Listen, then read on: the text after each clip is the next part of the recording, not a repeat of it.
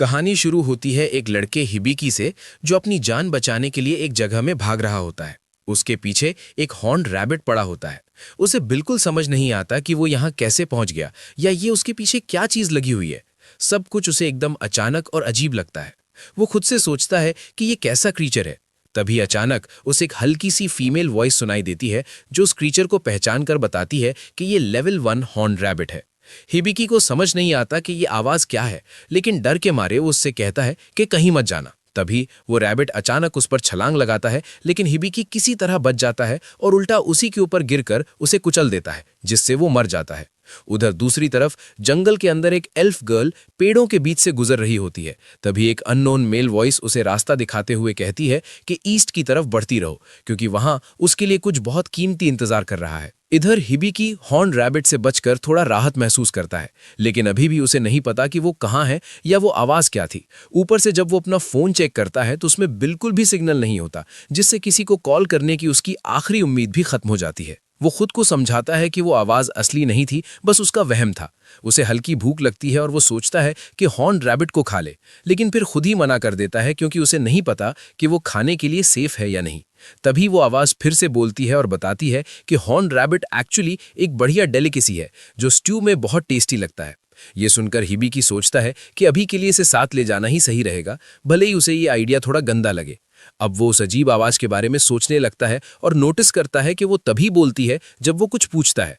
तो वो टेस्ट करने के लिए रैंडम चीजों के बारे में पूछने लगता है, जैसे उसका बैकपैक, और आवाज जवाब देती है कि ये एक बैग है जो ऐसे मटेरियल से बना है जो इस दुनिया में एग्जिस्ट ही नहीं करते। वो अलग अलग चीजों के बारे में पूछता रहता है और हर बार आवाज उसे क्लियर और एक्यूरेट जवाब देती है। ये देखकर हिबिकी सोचता है कि क्या ये आवाज उसके बारे में भी बता सकती है। तो वो पूछता है और अचानक उसके सामने एक स्क्रीन आ जाती है जिसमें उसके सारे स्टैट्स दिखते हैं। वो ध्यान से देखता है, उसका नाम और एज सब सही होता है, लेकिन उसे शॉक तब लगता है जब उसमें उसका जॉब अप्रेजर प्रोविजनल लिखा होता है, जो उसे बिल्कुल समझ नहीं आता, क्योंकि अभी तक वो एक नॉर्मल हाई स्कूल स्टूडेंट की तरह ही जी रहा था। फिर वो आवाज से पूछता है कि वो कौन है, तो वो बताती है कि वो उसकी स्टेटस सपोर्ट है, लेकिन पर्सनल इन्फॉर्मेशन शेयर नहीं कर सकती। हिबिकी को ये बात बिल्कुल फेयर नहीं लगती, लेकिन उसका मूड थोड़ा बेहतर तब होता है जब वो देखता है कि उसके पास सीखने के लिए कितनी सारी स्किल्स है। उसे एक्सपर्ट स्किल इंटरेस्टिंग लगती है और वो तुरंत उसे यूज करने की कोशिश करता है, लेकिन कुछ भी नहीं होता। फिर वो सोचता है कि ट्यूटोरियल शुरू करना आसान रहेगा, लेकिन आवाज कहती है कि ट्यूटोरियल तो पहले से ही चल रहा है। हिबिकी को कुछ समझ नहीं आता, तो वो आगे बढ़ता है और वर्ल्ड मैप स्किल ट्राई करता है, जिससे उसके सामने एक होलोग्राफिक डिस्प्ले आ जाता है। वो ध्यान से देखता है और रियलाइज करता है कि ये असली मैप नहीं है, बल्कि बस वो रास्ता दिखा रहा है जो वो पहले ही चल चुका है। तभी उसे समझ आता है कि वो पूरे टाइम गोल गोल घूम रहा था। ये समझने के बाद वो उसी को गाइड की तरह यूज करता है और आगे बढ़ता रहता है। शाम होते होते उसे नीचे एक सड़क दिखाई देती है, लेकिन एक्साइटमेंट में वो थोड़ा जल्दी करता है और सीधे रोड पर मुंह के बल गिर जाता है। जैसे ही हिबिकी उठकर बैठता है, वो अजीब सी वॉइस अनाउंस करती है कि उसने अभी अभी cast away in an ice sky नाम का टाइटल ऑन किया है। हिबिकी थोड़ा कंफ्यूज हो जाता है, लेकिन तुरंत समझ जाता है कि उससे भी बड़ी प्रॉब्लम सामने खड़ी है, क्योंकि उसके सामने एक विशाल मॉन्स्टर खड़ा होता है। उसे लगता है अब सब खत्म हो गया। तभी अचानक कहीं से एक मैजिक एरो आता है और उस मॉन्स्टर को एक ही बार में गिरा देता है। हिबिकी शॉक में इधर उधर देखता है और नोटिस करता है कि पास की एक चट्टान पर खड़ी एक एल्फ गर्ल ने ये किया है। उससे बात करने से ठीक पहले वॉइस उसकी स्पीच एक्टिवेट कर देती है ताकि वो इस दुनिया की भाषा समझ और बोल सके। हिबिकी उसे थैंक्स बोलता है और वो अपना नाम इमालिया बताती है। हिबिकी उसके कान देखकर सोचता है कि ये तो बिल्कुल एल्फ जैसी लग रही है, तो वो कैजुअली बोल देता है कि उसे उसका कॉस्प्ले बहुत पसंद आया, लेकिन इमालिया को कुछ समझ ही नहीं आता कि वो क्या बोल रहा है। फिर वो पूछती है कि वो मेज ईटर्स ग्रासलैंड में क्या कर रहा था, और हिबिकी बस इतना कहता है कि वो अचानक ही वहां आ गया, जिसे सुनकर एमिलिया हैरान रह जाती है। तभी वॉइस एमिलिया का फुल अप्रेजल करती है और हिबिकी ये जानकर दंग रह जाता है कि वो सच में एक रियल एल्फ है। और जब वो उसके स्टैट्स देखता है तो उसे और भी शॉक लगता है कि उसकी उम्र एक्चुअली 56 साल है। एमिलिया उसे समझाती है कि मेज ईटर ग्रासलैंड असल में एक मॉन्स्टर है जो खुले मैदान का रूप ले लेता है। ये सीधे अटैक नहीं करता, बल्कि लोगों को भटकने देता है, और जब वो थक जाते हैं तब उन्हें खा जाता है। ये सुनकर हिबिकी को समझ आता है कि वो कितना करीब था मरने के। एमिलिया फिर उसे हक कर लेती है और कहती है कि उसने एक छोटे बच्चे के हिसाब से काफी अच्छा हैंडल किया, क्योंकि वो सोच रही थी कि हिबिकी करीब 10 साल का है। लेकिन जब हिबिकी बताता है कि वो 16 का है, तो वो तुरंत उसे छोड़ देती है और कहती है कि उसे अंदाजा नहीं था कि उसकी उम्र का कोई इतना छोटा दिख सकता है। थोड़ी देर बाद रात हो जाती है और दोनों कैंप लगाते हैं, जहां हिबिकी को पता चलता है कि इस दुनिया में 15 साल की उम्र में ही इंसान अडल्ट माना जाता है। डिनर में वो हॉर्न रैबिट खा लेते हैं और फिर हिबिकी एमिलिया से पूछता है कि वो लोग आखिर हैं कहाँ। ये सुनकर एमिलिया इतनी शॉक हो जाती है कि अपनी चाय सीधा उसके चेहरे पर उगल देती है। फिर वो माफी मांगते हुए उसका चेहरा साफ करती है और बताती है कि वो हब्रास्टिया किंगडम में है। हिबिकी कहता है कि उसे कैसे पता होगा, वो तो जापान से आया है। लेकिन एमिलिया ने कभी जापान का नाम भी नहीं सुना होता, जिससे हिबिकी को कंफर्म हो जाता है कि वो सच में किसी दूसरी दुनिया में आ गया है। एमिलिया सोचती है कि वो अपने घर से इतना दूर आकर अकेला महसूस कर रहा होगा, तो वो उसे बोलती है कि वो उसे कल सिटी ले जाएगी और हिबिकी ये सुनकर थैंकफुल हो जाता है। जब हिबिकी सो जाता है, एमिलिया उसे देखती रहती है और सोचती है कि शायद वही वो प्रेशियस चीज़ है जिसके बारे में स्पिरिट ने उसे बताया था, और थोड़ी देर बाद वो भी सो जाती है। हिबिकी अपने पास्ट लाइफ का सपना देखने लगता है, जहां वो अपने 3 सबसे करीबी दोस्तों अमीन, क्योयुको और टेकी के साथ एक डाइनर में बैठा होता है, जहां अमीन काम करता है। ये तीनों उसके लिए बहुत मायने रखते थे, भले वो हमेशा उसकी हाइट का मजाक उड़ाते रहते थे।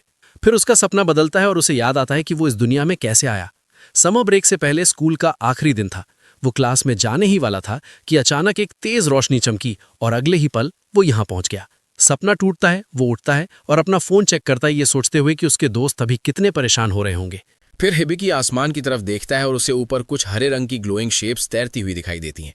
वॉइस उन्हें चेक करके बताती है कि ये एक स्पेशल प्रोटेक्टिव बैरियर है जो अमीलिया ने एरिया को सेफ रखने के लिए लगाया है। ये सुनकर हिबिकी मान लेता है कि इस दुनिया में मैजिक सच में एग्जिस्ट करता है और वो वाकई किसी दूसरी दुनिया में आ चुका है। फिर वो अपनी सिचुएशन समझने के लिए वॉइस से पूछता है कि अप्रेजर प्रोविजनल होने का मतलब क्या है।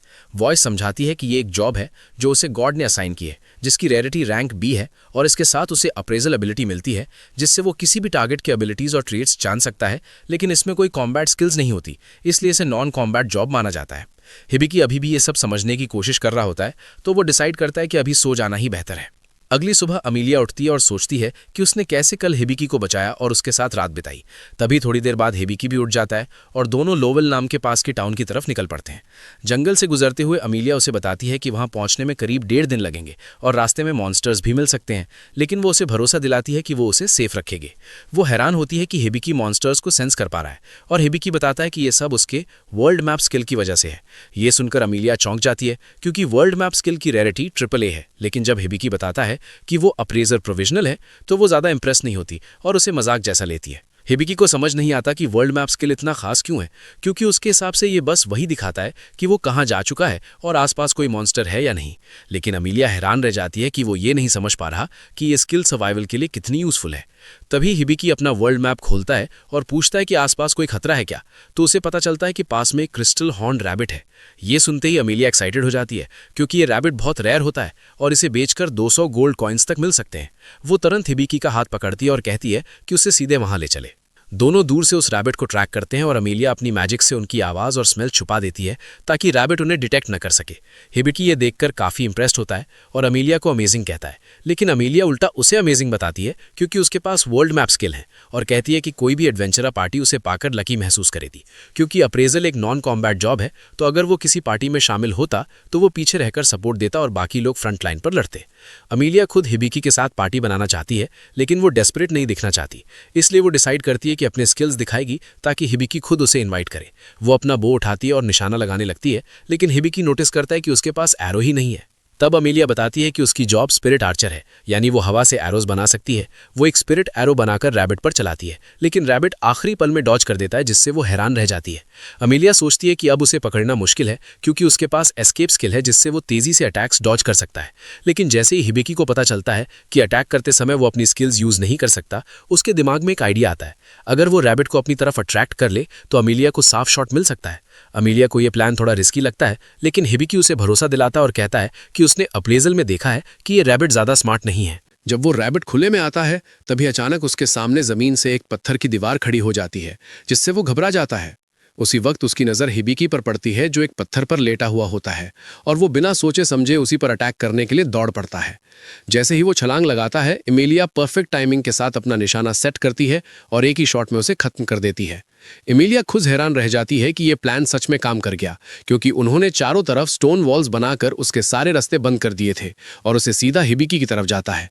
लेकिन इसका यह भी मतलब था कि रैबिट ने हिबिकी को बिल्कुल हार्मलेस समझ लिया था। तभी वो इस हिबिकी को बताती है कि उसके स्किल्स लेवल अप हो गए हैं, जो सुनकर वो कंफ्यूज हो जाता है, क्योंकि फाइनल हिट तो एमिलिया ने किया था। इमिलिया उसे समझाती है कि उसने पूरे टाइम अप्रेजल स्किल का यूज किया, स्ट्रैटेजी बनाई और खुद को बेट के रूप में इस्तेमाल किया, इसलिए उसका भी बराबर कंट्रीब्यूशन था और उसे लेवल अप मिलना ही था। इसी बीच स्वर्ग में वो गॉड जिसने हिबिकी को इस दुनिया में भेजा था उसकी प्रोग्रेस देखकर खुश होता है, लेकिन खुद को याद दिलाता है कि ये अभी सिर्फ ट्यूटोरियल है, असली सफर तो अभी बहुत लंबा बाकी है। फिर सीन शिफ्ट होता है एडवेंचरर गिल्ड में, जहां आइविल नाम की एक लड़की अभी अभी एडवेंचरर के रूप में रजिस्टर करती है। रिसेप्शनिस्ट उसे जॉब बोर्ड की तरफ जाने को कहती है, लेकिन आइविल बोलती है कि उसने अपनी पहली क्वेस्ट पहले ही चुन ली है, वो किसी बहुत खास चीज की तलाश में जा रही है।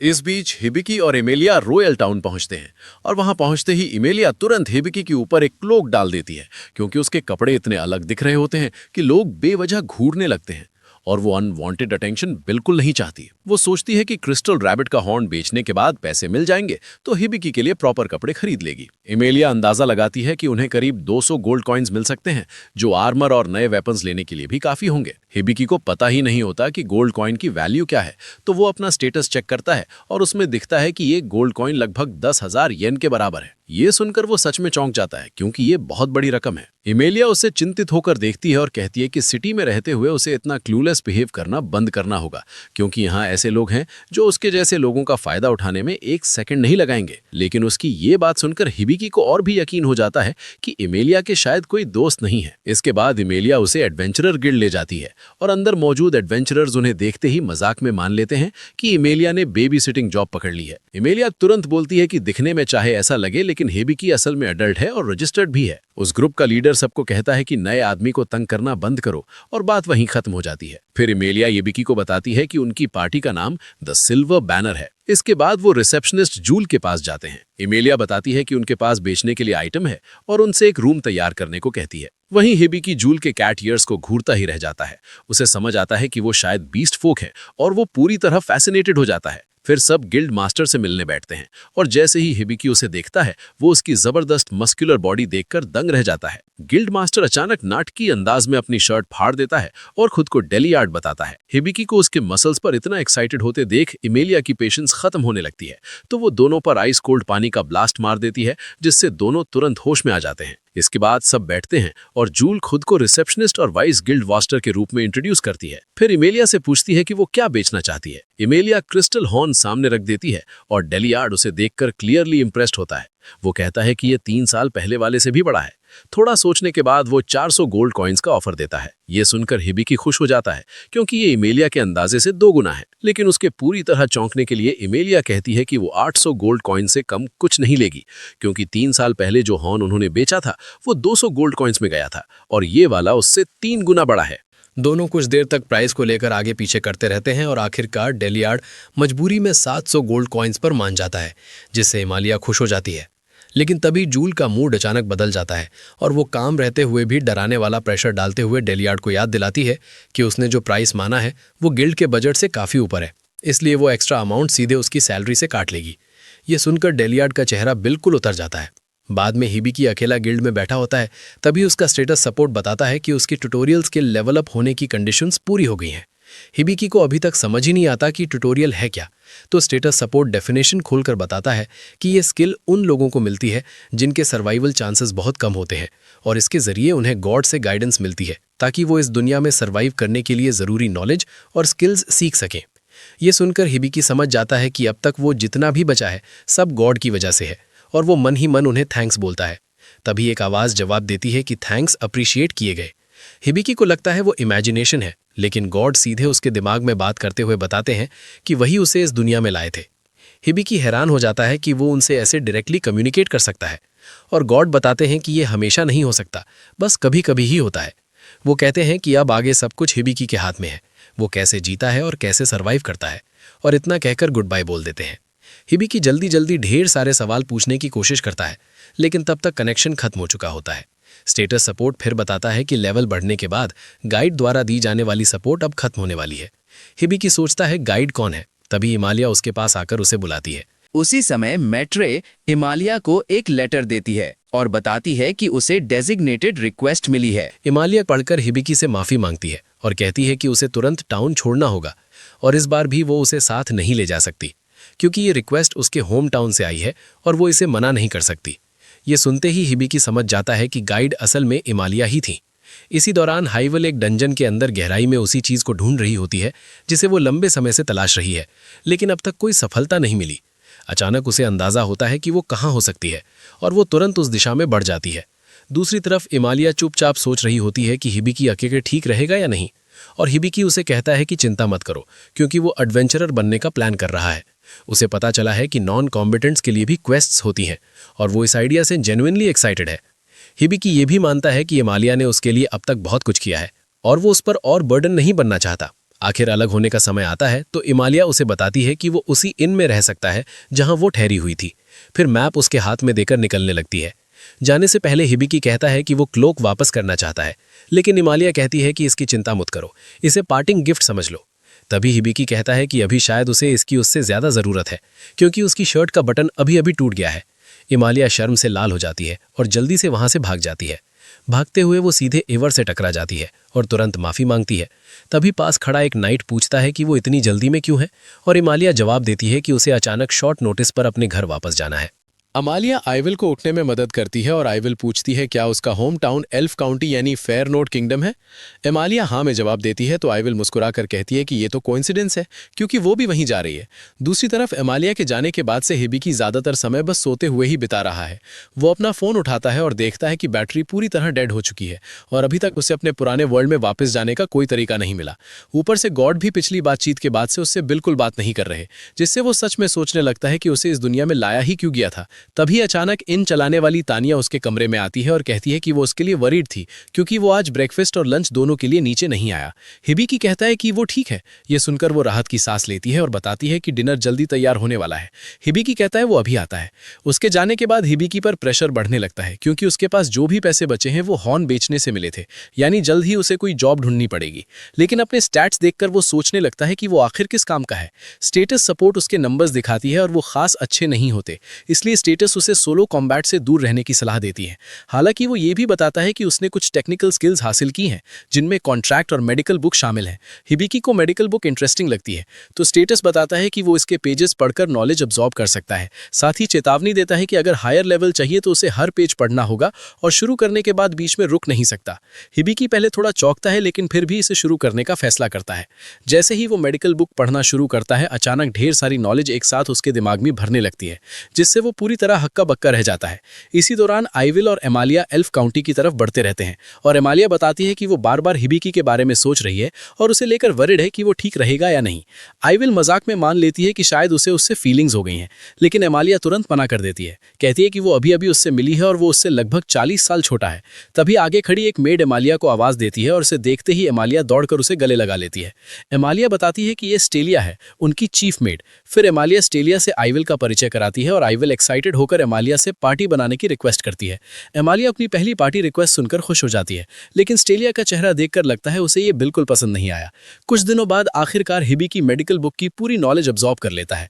वो पूरी तरह थका हुआ दिखता है, लेकिन उसे याद आता है कि उसे शॉपिंग भी करनी है, इसलिए वो आर्मर लेने के लिए आर्मरी की तरफ निकल पड़ता है। बाहर निकलकर हिबिकी एक पल रुकता है और मानता है कि मेडिकल बुक की सारी नॉलेज एब्जॉर्ब करना सच में बेहद मुश्किल था। उसे समझ आता है कि इस दुनिया में स्किल सीखना आसान नहीं है और हर स्किल को सीखने का तरीका अलग अलग होता है। वो ये भी महसूस करता है कि स्टेटस सपोर्ट के बिना वो पूरी तरह खो गया होता, इसलिए वो तय करता है कि अब वो उसे सिर्फ स्टेटस नहीं बुलाएगा और उसे सोपो नाम देता है क्योंकि ये बोलने में आसान है। जब वो काम ढूंढने गिल्ड पहुंचता है तभी एक बुरी तरह घायल एडवेंचरर को अंदर लाया जाता है और हिबिकी ध्यान से देखता है तो पहचानता है कि ये वही आदमी है जिससे वो पहले मिला था। उसका साथी घबराकर चिल्लाता है कि उसे सिल्वर रूबी वुल्फ ने बुरी तरह घायल कर दिया है और डेलियार्ड ही ब्लीडिंग रोक सकता है, लेकिन तभी वो खुद लड़खड़ाता है और दोनों जमीन पर गिर जाते हैं, जिससे घायल आदमी की टांग से खून फिर से तेजी से बहने लगता है। जूल बताती है कि डेलियार्ड अभी टाउन में नहीं है, लेकिन वो किसी और हीलिंग मैजिक का इस्तेमाल कर सकते हैं। उसके साथी कहते हैं कि उन्होंने जो कुछ कर सकते थे सब कर लिया, अब शायद कुछ काम नहीं आएगा। हिबिकी हालात देखकर समझ जाता है कि ब्लीडिंग तुरंत रोकनी होगी। उसे याद आता है कि उसने मेडिकल बुक की नॉलेज ली है, इसलिए शायद वो कुछ कर सकता है। वो आगे बढ़कर कहता है कि उसे देखने दें क्योंकि उसके पास मेडिकल स्किल है। सोपो जल्दी से जांच करती है और बताती है कि उस आदमी के पास सिर्फ 5 मिनट बचे हैं। वो डेथ पॉइजन से इन्फेक्टेड है और उसके 2 लिम्स जा चुके हैं, इसलिए इलाज के लिए हाइपर क्योर और परफेक्ट हील दोनों टेक्निक्स चाहिए। हिबिकी सोचता है ये आसान होगा, लेकिन तुरंत समस्या सामने आती है। पूरे ट्रीटमेंट के लिए 650 मैना पॉइंट्स चाहिए, जबकि उसके पास सिर्फ 56 है। उसे समझ आता है कि नॉलेज होने का कोई मतलब नहीं अगर उसके पास माना ही नहीं है। तो वो सोचने लगता है क्या करे। तभी सोपो सुझाव देती है कि वो कॉन्ट्रैक्ट स्किल का इस्तेमाल करे, जिससे आसपास के लोग एग्रीमेंट करके अपना माना हिबिकी को ट्रांसफर कर सकते हैं। आसपास मौजूद सभी लोग बिना झिझक कॉन्ट्रैक्ट मान लेते हैं और अपना माना उसे देने लगते हैं। माना मिलने के बाद हिबिकी पहले हाइपर क्योर इस्तेमाल करता है, जिससे पॉइजन पूरी तरह शरीर से निकल जाता है। फिर परफेक्ट हील करता है और चमकदार नीली रोशनी की बीम निकलती है। कुछ ही पलों बाद एडवेंचरर जमीन पर लेटा होता है और उसके दोनों लिम्स पूरी तरह रिस्टोर हो चुके होते हैं। हिबिकी राहत की सांस लेता है कि वो सफल हो गया, लेकिन तुरंत बात खुद गिर पड़ता है। बेहोशी में उसे अपनी पुरानी दोस्त अमाने दिखाई देती है, जो उसे कह रही होती है कि बिना सोचे समझे दूसरों के लिए अपनी जान जोखिम में डालना बेवकूफ़ी है, खासकर तब जब कोई साफ गोल या रिवॉर्ड भी नहीं है। वो उसे समझाती है कि हर बार कोई उसे बचाने के लिए आसपास होगा इसकी कोई गारंटी नहीं है, इसलिए उसे अब ज़्यादा सावधान रहना होगा। तभी हिबिकी झटके से होश में आता है और सोपो बताती है कि उसके स्किल्स और लेवल्स काफ़ी बढ़ गए हैं। जूल उसके पास आती है और उसे पहले वाले आदमी को बचाने के लिए धन्यवाद देती है और बताती है कि वो असल में उसका छोटा भाई जेड है। हिबिकी हैरान हो जाता है क्योंकि जेड ह्यूमन है और वो नहीं, तो जूल समझाती है कि उनकी मदर्स अलग अलग हैं। ये बात छोड़कर हिबिकी कहता है कि उसे थैंक्स मत दो, क्योंकि वो सिर्फ इसलिए सफल हुआ क्योंकि आसपास के लोगों ने अपना माना उसे दिया था। जूल मानती है कि ये सही है, लेकिन ये भी कहती है कि अगर हिबिकी वहां नहीं होता तो जेड मर जाता, इसलिए वो दिल से उससे ग्रैटिट्यूड एक्सेप्ट करने को कहती है। इसके बाद जूल बताती है कि उसने इस पूरे इंसिडेंट पर गैग ऑर्डर लगा दिया है, क्योंकि हिबिकी का हाइपर क्योर और परफेक्ट हील दोनों इस्तेमाल कर पाना पूरी तरह अनहर्ड है, और अगर ये बात फैल गई तो कोई ना कोई उसे प्रॉफिट के लिए एक्सप्लॉइट करने की कोशिश करेगा। इसलिए जूल सुझाव देती है कि हिबिकी किसी पार्टी में शामिल होने पर विचार करे, क्योंकि फ्रेंडली कॉम्बैटेंट्स के साथ रहना उसके लिए ज्यादा सेफ रहेगा। हिबिकी कुछ देर सोचता है, लेकिन पूरी तरह कन्विंस नहीं होता, क्योंकि उसे नहीं पता वो इस सिटी में कितने समय तक रहेगा और वो किसी और पर ये बर्डन नहीं डालना चाहता। वो मानता है कि भरोसा करने के लिए लोग होना अच्छा होगा, लेकिन उसे डाउट है कि ये काम करेगा क्योंकि वो नॉन कम्बैटेंट है। तब जूल उसे दूसरा ऑप्शन बताती है कि वो सिंपली एक बॉडीगार्ड हायर कर सकता है। सीन बदलता और एक सेल के अंदर एक वुल्फ मैन एक छोटी लड़की के पास बैठा होता है और वो ऐलान करता है कि जो भी उस पर हाथ डालने की कोशिश करेगा वो उसे चीर के रख देगा। अगले दिन हिबिकी बॉडीगार्ड हायर करने के लिए डेब्बी कंपनी पहुंचता है, जहां उसकी मुलाकात ओनर अजाराथन डेब्बी से होती है। लेकिन जैसे ही डेब्बी को हिबिकी की प्रॉपर झलक मिलती है, वो तुरंत उस पर फिदा होने लगता है, क्योंकि उसे उसके अंदर से पैसों की खुशबू आ रही होती है। दरअसल उसके पास एक स्पेशल स्किल है, जिससे वो उन लोगों से प्लेजेंट सेंट महसूस कर सकता है जो या तो ऑलरेडी वेल्दी हैं या जल्द ही अमीर बनने वाले हैं। फिर हिबिकी को कई मसल हेड बॉडीगार्ड्स दिखाए जाते हैं, लेकिन वो एक एक करके सबको रिजेक्ट कर देता है, स्ट्रेंथ की कमी की वजह से नहीं, बल्कि इसलिए क्योंकि किसी के पास इनफ एमपी ही नहीं है। असल में हिबिकी मेडिकल बुक की हाइपर क्योर और परफेक्ट हील स्किल्स यूज करना चाहता है, और उसके लिए हाई मना वाला बॉडीगार्ड चाहिए। डेब्बी कहता है कि और भी ऑप्शंस अवेलेबल हैं। तभी हिबिकी को गॉड से एडवाइस मिलती है कि वो खुद जाकर ढूंढे, और जब डेब्बी उसे अगले कैंडिडेट्स की तरफ ले जा रहा होता है, तभी हिबिकी साइड में एक डार्क कॉरिडोर नोटिस करता है। डेब्बी बताता है कि उधर कुछ ऑप्शंस तो हैं, लेकिन वो रेगुलर वर्क या कॉम्बैट के लिए सूटेड नहीं है। वो अपने होम वापस नहीं जा पाए, इसलिए उसने उन्हें बस रहने दिया है। हिबिकी को लगता है शायद वो भी उसकी तरह सिचुएशन में हो, तो वो डेब्बी से उधर ले जाने को कहता है। अंदर पहुंचकर हिबिकी देखता है कि एक वुल्फ बीस्टमैन एक छोटी लड़की की गार्ड कर रहा है। वो पूछता है इन्हें बंद क्यों किया गया है। तब डेब्बी बताता है कि बीस्टमैन उस लड़की को बचाने के लिए रैम्पेज पर चला गया था। लड़की में मैजिकल एबिलिटीज हैं, लेकिन वो उन्हें कंट्रोल नहीं कर पाती, इसलिए उसकी पावर्स बिना वार्निंग के बर्स्ट हो जाती हैं। हिबिकी दोनों को अप्रेज करने की कोशिश करता है, लेकिन कुछ स्टैट्स हिडन मिलते हैं। तब सोपो बताती है कि उनके स्टैट्स फाल्सिफाइड हैं और उसे गॉड द्वारा दी गई एक्सपर्ट आई स्किल यूज करनी चाहिए। हिबिकी एक्सपर्ट आई से फिर अप्रेजल करता है और पता चलता है बीस्टमैन का नाम क्लॉड है और वो लेवल 55 का हीरो है। लड़की का नाम लिलियन है और उसके पास रेजिंग सेंचुअरी स्टेट्स है, जिसका मतलब उसकी सोल सीधे गॉड्स के रियल्म से कनेक्टेड है। हिबिकी सोचता है और समझता है कि दोनों के पास प्लेंटी एमपी है, लेकिन उसे डाउट होता है कि क्या वो एक हीरो और सेज को साथ ले जा सकता है। तभी गॉड उसे बोलता है कि जो करना है करो। इसके बाद सोपो उसे रिलीफ मेजर नाम की टेक्निकल स्किल यूज करने को कहती है। रीजन ठीक से नहीं बताती, लेकिन हिबिकी सोचता है शायद ये क्लॉड पर लगे कर्ज को हटाने के लिए है। आखिर हिबिकी डिसाइड करता है कि वो दोनों को परचेज करेगा, और ये सुनते ही डेब्बी खुशी से चिल्ला उठता है, क्योंकि हिबिकी से आने वाली फॉर्च्यून की खुशबू अब पहले से कई गुना ज्यादा स्ट्रांग हो चुकी होती है। उसके बाद हिबिकी क्लॉड और लिलियन को लेकर एक ओपन फील्ड में जाता है और क्लॉड तुरंत सोचने लगता है कि आखिर वो दोनों के साथ क्या करने वाला है, लेकिन हिबिकी उसे कैल्म रहने को कहता है और बताता है कि वो एक्चुअली उसे हील करने आया है। ये सुनकर क्लॉड पूरी तरह स्टन रह जाता है। हिबिकी लिलियन से कहता है कि इस प्रोसेस के लिए उसे उसकी मदद चाहिए। क्लॉड को शक होता है कि कहीं ये कोई ट्रैप तो नहीं, लेकिन लिलियन उसे चुप कराते हुए कहती है कि पूरी जिंदगी वही उसे प्रोटेक्ट करता आया है, इसलिए इस बार वो उसे बचाना चाहती है। हिबिकी लिलियन को समझाता है कि परफेक्ट हील एक्टिवेट करने के लिए उसे उसकी एमपी का बड़ा हिस्सा चाहिए और पहले कॉन्ट्रैक्ट भी करना होगा। लिलियन बिना हेजिटेशन के एग्री कर जाती है और तुरंत अपनी एमपी ट्रांसफर कर देती है, जिससे Hibiki perfect heal technique activate कर देता है। अगले ही पल क्लॉड के मिसिंग लिम्स पूरी तरह रिस्टोर हो जाते हैं और उसके सारे घाव ऐसे गायब हो जाते हैं जैसे कभी थे ही नहीं। ये देखकर लिलियन खुशी से दौड़कर क्लॉड को टाइट हग कर लेती है और क्लॉड हिबिकी को दिल से थैंक्स करता है, कहते हुए कि कुछ देर पहले तक वो कितना भारी और दबा हुआ महसूस कर रहा था। हिबिकी बताता है कि ये सब उस कर्ज की वजह से था और क्लॉड ये सुनकर हैरान रह जाता है, क्योंकि उसके कर्ज की जानकारी तो अप्रेजर स्किल वाले भी नहीं देख सकते। हिबिकी उसे बताता है कि वो हीरो है और लिलियन फ्यूचर में सेज बनेगी, जिससे क्लॉड पूरी तरह बैफल्ड हो जाता है कि हिबिकी को ये सब कैसे पता है। तब हिबिकी बताता है कि गॉड ने उसे एक्सपर्ट आई स्किल दी है। ये सुनकर क्लॉड शॉक में कांप उठता है, क्योंकि वो जानता है ये स्किल कितनी पावरफुल है। फिर हिबिकी क्लॉड पर लगे कर्ज को हटाने के लिए रिलीफ मेजर एक्टिवेट करता है, लेकिन अचानक क्लॉड हेवी चेन्स में जकड़ जाता है और ऊपर से एक जायंट सिजर्स नीचे गिरती है। पहले तो लगता है जैसे क्लॉड को स्टैब कर दिया गया हो, जिससे हिबिकी और लिलियन दोनों डर जाते हैं, लेकिन असल में सिजर्स उन चेन्स में से एक को काट देती है जो उसे दबाए हुए थी।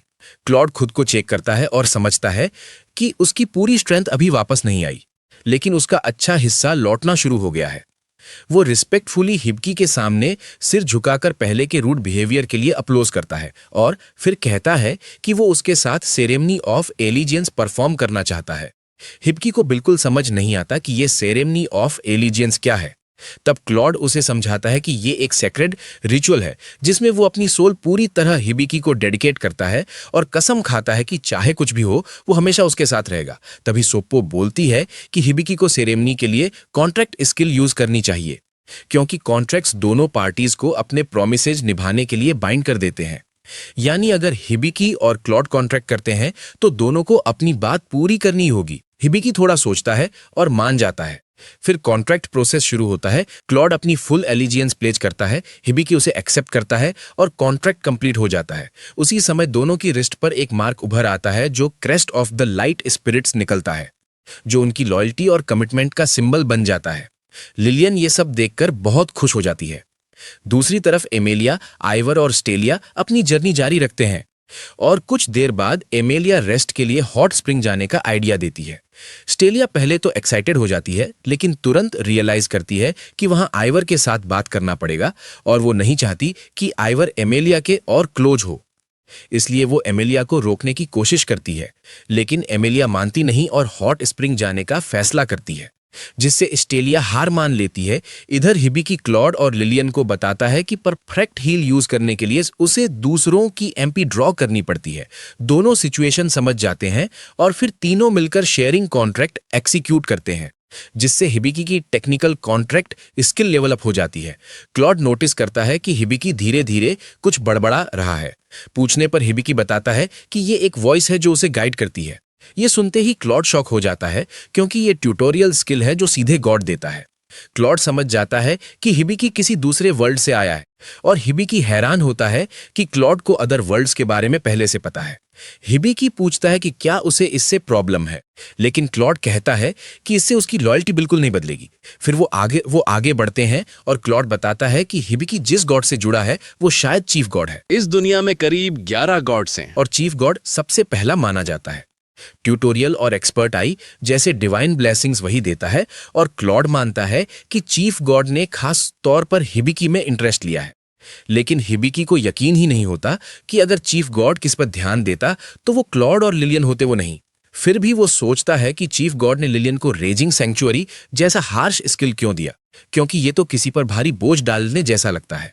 क्लॉड और लिलियन दोनों ने पहले कभी इसके बारे में नहीं सुना होता, तो हिबिकी समझाता है कि ये ऐसा स्किल है जो उसके अंदर ओवरवेलमिंग पावर भर देता है और वो उसे सह नहीं पाती। ये सुनते ही लिलियन शॉक में चली जाती है और हिबिकी को तुरंत रिग्रेट होता है कि उसने ये बात बताई है क्यों। तभी क्लॉड बोलता है कि उसे नहीं लगता ये चीफ गॉड ने दिया होगा, बल्कि शायद गॉड ऑफ मैजिक ने दिया होगा, क्योंकि मैजिक से जुड़ी चीजें उसी के कंट्रोल में आती हैं। अचानक चीफ गॉड थोड़ा नर्वस हो जाता है और गॉड ऑफ मैजिक खुद सामने आकर सीधे हिबिकी से बात करती है। वो बताती है कि लिलियन सच में रेजिंग सैंक्चुअरी की वजह से सफर कर रही है, लेकिन स्किल मिल जाए तो उसे रिमूव नहीं किया जा सकता। वो ये भी बताती है कि हिबिकी के पास उसका ग्रिमोयर स्किल है, जिसकी मदद से वो लिलियन की एमपी और ओवरऑल मैजिक पावर एडजस्ट कर सकता है ताकि उसे कंट्रोल किया जा सके। और साथ ही वो साफ कर देती है कि वो हर बार उसकी मदद के लिए नहीं आएगी। हिबिकी समझ जाता है कि ग्रिमोयर एक्टिवेट करते ही एडमिनिस्ट्रेशन सिस्टम खुद काम संभाल लेगा, तो अब सब ठीक रहेगा। वो ये गुड न्यूज क्लॉड और लिलियन को बताता है और दोनों राहत की सांस लेते हैं। लेकिन तभी सोप्पो बताती है कि हिबिकी की एक्सपर्ट आई और tutorial skill temporarily out of service हैं, इसलिए अब वो सिर्फ पहले से कलेक्टेड इन्फो से ही मदद कर सकती है। दूसरी तरफ गॉड ऑफ मैजिक हिबिकी को ध्यान से देखती रहती है और उसे लगता है कि उसने उससे कहीं पहले देखा है। इसके बाद हिबिकी ग्रिमोयर स्किल यूज करता है और अचानक एक एडोरेबल छोटी कैट समन होती है जो बताती है कि वो लिलियन को मैजिक कंट्रोल करना सिखाने आई है और अपना नाम वीन बताती है। लेकिन लिलियन उसकी क्यूटनेस देखकर तुरंत उसे प्यार से पेट करने लगती है। हिबिकी वीन से पूछता है तो वो बताती है कि वही ग्रिमोयर है और गॉड ऑफ मैजिक द्वारा बनाई गई एक पावरफुल सेक्रेट बीस्ट भी है। ये सुनकर हिबिकी रिलैक्स हो जाता है और उसके सिर पर जेंटली पैट कर देता है। लेकिन ये देखकर क्लॉड जेलस हो जाता है और तुरंत बोल पड़ता है कि हिबिकी ने उसे अभी तक एक भी पैट नहीं दिया है। दूसरी तरफ एमालिया आइवर और स्टेसिलिया हॉट स्प्रिंग में रिलैक्स कर रही होती हैं। तभी स्टेलिया अचानक एमालिया के चेस्ट के साइज को देखकर पूरी तरह कॉट ऑफ गार्ड हो जाती है, लेकिन तुरंत खुद को संभाल लेती है। एमालिया फिर स्टेलिया से पूछती है कि उसके पिता ने उसे किस इंपॉर्टेंट मिशन पर भेजा है, लेकिन स्टेलिया कहती है कि अभी उसे खुद भी डिटेल्स नहीं पता। इसके बाद एमालिया आइवर से पूछती है कि क्या वो उसकी बैक रिंस करने में मदद करेगी, लेकिन आइवर सीधे मना कर देती है, जिसे सुनकर एमालिया हल्का सा हंसती है और समझ जाती है कि दोनों अभी दोस्त नहीं बनी हैं। स्टेलिया फिर बोलती है कि एमालिया आइवर के साथ बहुत जल्दी क्लोज होने की कोशिश कर रही है, क्योंकि सिर्फ एक दूसरे की बैक वॉश करना किसी को दोस्त नहीं बना देता। आइवर ये सब सुन लेती है और उसके चेहरे पर हल्की स्मर्क आ जाती है। फिर वो खड़ी होती है और एमालिया से कहती है कि वो उसकी बैक रिंस कर देगी, जिससे एमालिया चौंक जाती है। लेकिन आइवर कैजुअली बोलती है कि फ्रेंड्स ऐसा ही करते हैं। अगले दिन हिबिकी क्लॉड को लेकर वेपन्स खरीदने निकलता है और वहां जाकर क्लॉड एक स्पीयर चुन लेता है। ये देखकर हिबिकी थोड़ा हैरान हो जाता है, क्योंकि उसके दिमाग में हमेशा यही था कि हीरोज तो यूजुअली स्वॉर्ड ही यूज करते हैं। लेकिन क्लॉड आराम से समझाता है कि उसके बॉडी टाइप और फाइटिंग स्टाइल के हिसाब से स्पीयर उसके लिए ज्यादा इजी है। वो अपने आर्मर के बारे में भी बताता है कि वो डायरेक्ट हिट लेने के बजाय अटैक्स को अवॉइड करने पर फोकस करता है, इसलिए बस बॉडी के इंपॉर्टेंट पार्ट सेफ हों वही काफी है। वो ये भी बोलता है कि ज्यादा हेवी आर्मर पहनने से उसे बहुत गर्मी लगती है और उसकी स्पीड कम हो जाती है, जो उसे बिल्कुल पसंद नहीं। उधर लिलियन भी अपने लिए कुछ नए कपड़े चुन लेती है। जब मर्चेंट उन्हें टोटल प्राइस 25 गोल्ड कॉइन्स बताता है तो हिबिकी और लिलियन दोनों शॉक हो जाते हैं, क्योंकि उनके लिए ये बहुत बड़ा अमाउंट है। लेकिन क्लॉड के लिए ये बस छोटी सी बात होती है। वो बिना सोचे पैसे दे देता है। ये देखकर लिलियन को थोड़ा गिल्ट फील होने लगता है कि उसने इतने महंगे कपड़े क्यों लिए। हिबिकी ये नोटिस कर लेता है और उसे समझाता है कि टेंशन लेने की जरूरत नहीं है, क्योंकि उसकी सेफ्टी पैसे से कहीं ज्यादा इंपॉर्टेंट है। इसके बाद हिबिकी लिलियन से कहता है कि वो अपने लिए एक स्टाफ भी चुन ले। उसे पता है कि उसके पास पैसे कम हो रहे हैं, फिर भी वो उसे एनकरेज करता है, क्योंकि उसे रियलाइज होता है कि लिलियन की स्माइल देखना ही उसके लिए से सब कुछ वर्थ बना देता है। तभी वीन को लगता है कि उसे इग्नोर किया जा रहा है, तो वो हिबिकी से अपने लिए भी कुछ लेने को बोलती है। हिबिकी मान जाता है और उसके लिए एक क्यूट सा कॉलर खरीद देता है, भले ही इससे वो और ज्यादा डेट में चला जाता है। शॉपिंग खत्म करने के बाद सब लोग एक खुले मैदान में जाते हैं। वहां वीन कहती है कि वो उन्हें मैजिक की बेसिक ट्रेनिंग देगी। उसका मानना है कि क्लॉड तो ऑलरेडी हीरो है, इसलिए उसे कोई प्रॉब्लम नहीं होगी। लेकिन हिबिकी और लिलियन में वो बेसिक क्वालिटीज नहीं है जो हीरोज में होती हैं। इसलिए वो हिबिकी से कहती है कि वो अपने ग्रिमोयर पर डिपेंड करे। हिबिकी को समझ नहीं आता कि ग्रिमोयर क्या होता है, तो वो पूछता है। तभी सापो समझाता है कि ग्रिमोयर एक स्पेशल टेक्निकल स्किल होती है जिसकी रैरिटी रैंक ए होती है, और ये यूजर को उस दुनिया के मैजिक सिस्टम से जुड़ी अलग अलग नॉलेज और एबिलिटीज देती है। ये सुनकर हिबिकी इंस्टेंटली एक्साइटेड हो जाता है और सोचने लगता है कि शायद अब वो फाइनली मैजिक यूज कर पाएगा। लेकिन वीन तुरंत उसका एक्साइटमेंट ठंडा कर देती है और कहती है कि वो बस सिंपल हाउस होल्ड मैजिक ही यूज कर पाएगा। फिर भी ट्रेनिंग शुरू होती है और वीन सजेस्ट करती है कि पहले लिलियन को अपनी मैजिक कंट्रोल करना सिखाया जाए। वो हिबिकी को समझाती है कि इसके लिए उसे लिलियन की मैजिक आउटपुट का रिस्पॉन्सिबल पर्सन रजिस्टर होना पड़ेगा। हिबिकी पूछता है कि ये कैसे होगा, तो वीन बिना कुछ बोले उसका हाथ काट लेती है और कहती है कि बस इतना काफी है। इसके बाद वो लिलियन के पास जाकर पूरा प्लान डिटेल में समझाती है। वो कहती है कि पहले लिलियन की मैजिक पावर को 10% तक रिड्यूस किया जाएगा, फिर धीरे धीरे उसे बढ़ाया जाएगा ताकि वो बैलेंस खोए बिना अपनी पावर कंट्रोल करना सीख सके। इसके बाद वीन हिबिकी की तरफ मुड़कर कहती है कि उसे मैजिक सर्कुलेशन सीखनी होगी। वो समझाती है कि सही तरीके से मैजिक यूज करने के लिए इंसान को अपनी मैजिक पावर के फ्लो को परफेक्टली कंट्रोल करना आना चाहिए। वो एक एक्सरसाइज इंट्रोड्यूस करती है जिसे मैजिक पावर सर्कुलेशन कहते हैं। इसमें दो लोग हाथ पकड़कर अपनी मैजिक एसेंस एक दूसरे में पास करते हैं और गोल होता है उस फ्लो को स्टेबल रखना बिना कंट्रोल खोए। ये सब सुनने के बाद भी हिबिकी को कुछ समझ नहीं आता। ये देखकर वीन क्लियरली इरिटेट हो जाती है और कहती है कि अब वो सीधे प्रैक्टिस से ही सीखेगा। वो क्लॉड से कहती है कि वो थोड़ा सा मैजिक हिबिकी में पास करे ताकि वो खुद एक्सपीरियंस कर सके। साथ ही वो क्लॉड को वार्निंग देती है कि सावधान रहे, क्योंकि हिबिकी की मैजिक रेजिस्टेंस वीक है और वो आसानी से ओवरवेल्म हो सकता है। क्लॉड सिर हिलाकर एग्री करता है और धीरे धीरे अपना मैजिक हिबिकी में ट्रांसफर करना शुरू कर देता है। जैसे ही मैजिक फ्लो शुरू होता है, तुरंत ही सेंसेशन बहुत इंटेंस हो जाता है। कुछ ही सेकंड में हिबिकी खुद को एक अजीब खाली जगह में पाता है। वो खाली स्पेस धीरे धीरे बदलकर एक जंगल बन जाता है। ऊपर चमकता हुआ तारों भरा आसमान। हिबिकी चारों तरफ देखता है, फिर पास के पानी की तरफ मुड़ता है। वहां उसे एक एल्फ लड़की दिखाई देती है। वो उसकी तरफ देखती है और उसे क्लॉड कहकर बुलाती है। उसी पल हिबिकी को समझ आता है कि वो समहाउ क्लॉड की आइडेंटिटी और अपीयरेंस ले चुका है। वो खुद कैल्म रखने की कोशिश करता है, नॉर्मल बिहेव करता है और जाकर उसके पास बैठ जाता है। जैसे ही वो बैठता है, उसे क्लॉड की मेमोरीज एक्सेस होने लगती हैं। उन यादों से उसे पता चलता है कि उस लड़की का नाम अनास्तासिया है। क्लॉड उसे बचपन से जानता था और दोनों ने अपना ज्यादातर समय साथ में बिताया था। उनका बॉन्ड बहुत स्ट्रांग था और क्लॉड को लगता था कि ये सब हमेशा ऐसे ही रहेगा। लेकिन अचानक मेमोरी बदल जाती है। एक वॉर शुरू हो जाती है और बहुत सारे लोग मारे जाते हैं। उन्हीं में अनास्तासिया भी होती है। ये मोमेंट क्लॉड के लिए कितना पेनफुल और ट्रॉमेटिक था, ये साफ दिखता है। अचानक हिबिकी झटके से वापस रियल वर्ल्ड में आ जाता है। शुरुआत में उसे लगता है कि वो अभी भी क्लॉड है। क्लॉड तुरंत उससे बात करता है और उसे रियलिटी में वापस लाने की कोशिश करता है। उसे याद दिलाता है कि वो असल में कौन है। थोड़ी देर बाद हिबिकी धीरे धीरे अपने होश में आता है और नॉर्मल हो जाता है। फिर वो खुद से सवाल करता है कि आखिर उसने खुद को क्लॉड क्यों समझ लिया था। तभी वीन समझाती है कि ऐसा इसलिए क्योंकि मैजिक फ्लो के दौरान वो क्लॉड की कॉन्शनेस में बहुत गहराई तक चला गया था। क्लॉड तुरंत हिबिकी से माफी मांगता है कि उसने अपने मैजिक को ज्यादा पास कर दिया, लेकिन वीन तुरंत उसे डांट देती है। उसे याद दिलाती है कि उसने साफ कहा था सिर्फ थोड़ा सा मैजिक यूज करने के लिए और केयरफुल रहने को। उस शाम हिबिकी अपने कमरे का फर्श पोंछ रहा होता है, जो कि उसके हाउस होल्ड मैजिक ट्रेनिंग का हिस्सा है। हाउस होल्ड मैजिक वो मैजिक होती है जो रोजमर्रा के कामों में मदद करती है, लेकिन इसे सीखने के लिए स्पिरिट की मदद चाहिए होती है।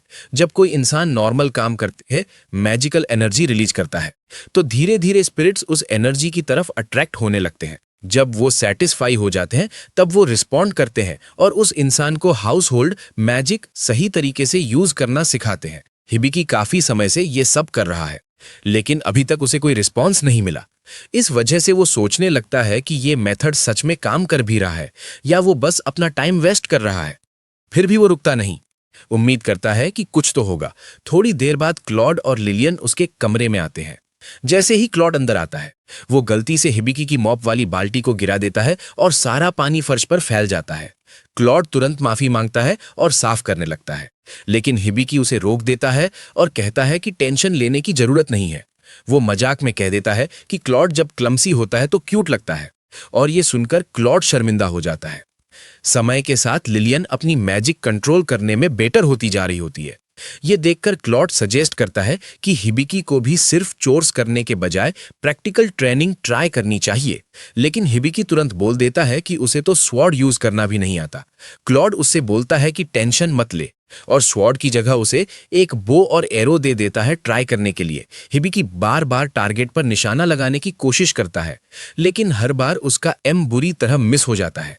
जितनी बार भी वो ट्राई करता है, हर अटेम्प्ट फेल हो जाता है, जिससे साफ दिखता है कि उसे अभी बहुत प्रैक्टिस की जरूरत है। उधर फॉरेस्ट में एमेलिया बाकी लोगों के साथ ट्रैवल कर रही होती है और सोच रही होती है कि हिबिकी कैसा कर रहा होगा। आगे बढ़ते हुए वो लोग एक क्रॉसरोड पर पहुंचते हैं। एक रास्ता शॉर्टकट है, लेकिन एमेलिया सजेस्ट करती है कि उसे अवॉइड करना चाहिए। वो बताती है कि आगे एक टूटा हुआ फोर्ट्रेस है और रूमर्स के हिसाब से वहां भटकती हुई सोल्स लोगों के साथ ट्रिक्स खेलती हैं। ये सुनकर आइवल डरने के बजाय एक्साइटेड हो जाती है। वो तुरंत इंटरेस्ट दिखाती है और शॉर्टकट की तरफ बढ़ने लगती है, जैसे ये कोई डेंजरस जगह नहीं बल्कि फन एडवेंचर हो। एमेलिया आइवल को अपनी दोस्त बनाए रखना चाहती है, इसलिए वो उसकी बात मान लेती है। इसी वजह से सब लोग आइवल के पीछे पीछे शॉर्टकट की तरफ चल पड़ते हैं, लेकिन स्टालिया को पहले से ही फील हो जाता है कि ये डिसीजन आगे जाकर प्रॉब्लम क्रिएट करेगा और शायद कुछ भी अच्छा एंड नहीं होगा। इधर लिलियन हिबिकी की मदद करती है खाना बनाने में। जब खाना तैयार हो जाता है, सब लोग साथ बैठकर खाने लगते हैं, लेकिन खाना पूरी तरह से खराब निकलता है। लिटरली खाया ही नहीं जा सकता। ऐसा इसलिए होता है क्योंकि क्लॉड केयरलेस हो गया था और उसने मशरूम्स और बाकी इंग्रेडिएंट्स को ठीक से क्लीन नहीं किया था। इससे सबको समझ आ जाता है कि क्लॉड कॉम्बैट के बाहर ज्यादा यूजफुल नहीं है। क्लॉड तुरंत खुद को डिफेंड करता है और कहता है बाकी चीजों में उसकी स्किल कम होने की वजह उस पर लगी कर्ज है। ये सुनकर हिबिकी क्यूरियस हो जाता है और पूछता है कि क्या उसे पता है किसने उसे कर्ज किया। क्लॉड जवाब देता है कि उसे नहीं पता कि इसके पीछे कौन है। जब हिबिकी नदी के पास बर्तन धो रहा होता है, तभी सापो उसे बताती है कि उसने एक नई स्किल अनलॉक की है जिसका नाम बबल वॉश है, जो हाउसहोल्ड मैजिक का हिस्सा है। फिर सापो उसे अपना वर्ल्ड मैप चेक करने को कहती है। जैसे ही हिबिकी मैप देखता है, उसे पता चलता है कि एक तेज रफ्तार बोर टाइप मॉन्स्टर सीधा उनकी तरफ आ रहा है। मॉन्स्टर पास आते ही क्लॉड कॉन्फिडेंटली आगे बढ़ता है। वो अपने स्पीयर और प्रिसीजन स्ट्राइक टेक्निक का यूज करता है और बहुत आसानी से उस बोर को खत्म कर देता है। उसे मारने के बाद क्लॉड बताता है कि खून की स्मेल और मॉन्स्टर्स को अट्रैक्ट कर सकती है, इसलिए बॉडी को तुरंत हैंडल करना होगा। लेकिन लिलियन इस मौके को यूज करती है अपनी वाटर मैजिक दिखाने के लिए। वो अपनी ऑर्डर आइसोलेशन स्किल एक्टिवेट करती है और बोअर के सारे खून को साफ कर देती है, उसे पूरी तरह क्लीन बना देती है। इसके बाद क्लॉड कहता है कि अब वो उन्हें सिखाएगा कि मॉन्स्टर को प्रॉपरली बुचर कैसे किया जाता है। उधर एमेलिया और बाकी लोग जब उस रूइंड फोर्ट्रेस पर पहुंचते हैं, तो आइवर अपने मैजिक मिरर से एरिया को ऑब्जर्व करती है। उसे पता चलता है कि वहां बहुत सारी रेस्टलेस सोल्स मौजूद हैं। तभी एमेलिया अचानक एक्साइटमेंट में चिल्लाती है, क्योंकि उसे लगता है कि उसे बहुत बड़ा ट्रेजर मिल गया है। लेकिन जब आइवर चेक करती है, तो उसे समझ आता है कि वो ट्रेजर असली नहीं है। वो एक्चुअली एक मैजिकल गैस है जो लोगों को उनके डीपेस्ट डिजायर्स के इल्यूशंस दिखाता है। इसी वजह से एमेलिया और स्टेलिया दोनों एक ड्रीम जैसी हालत में फंस जाते हैं। फिर आइवर अपनी मैजिक यूज करके सिचुएशन को हैंडल करती है।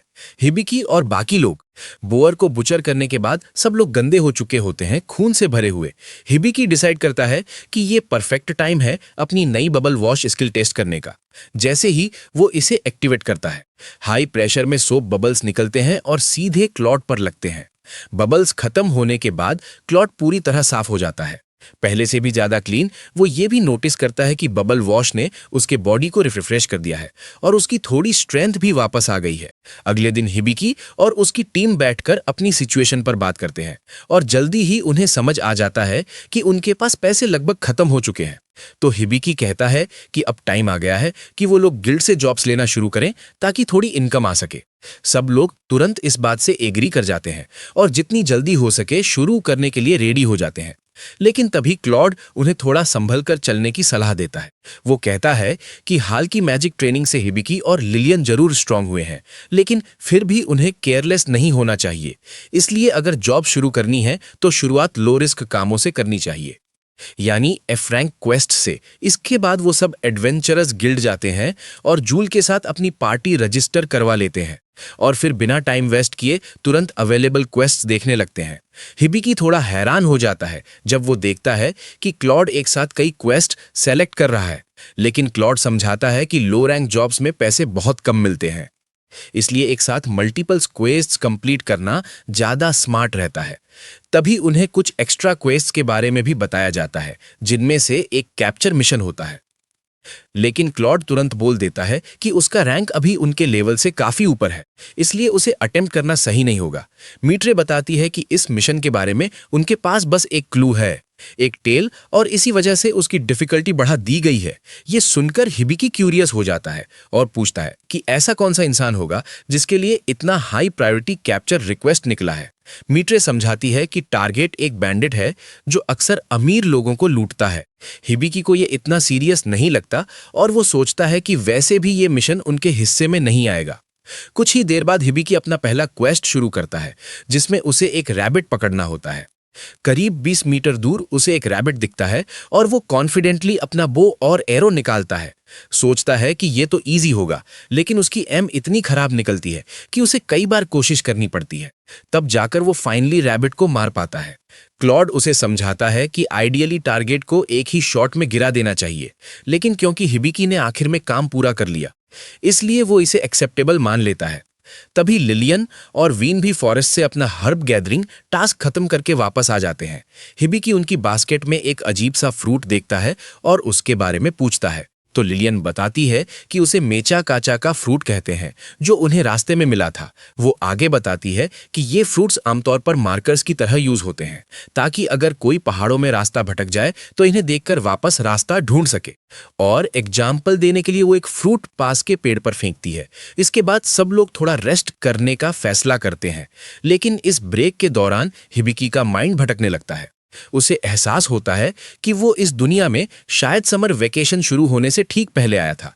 उसे अपने पुराने वर्ल्ड के दोस्तों की याद आने लगती है।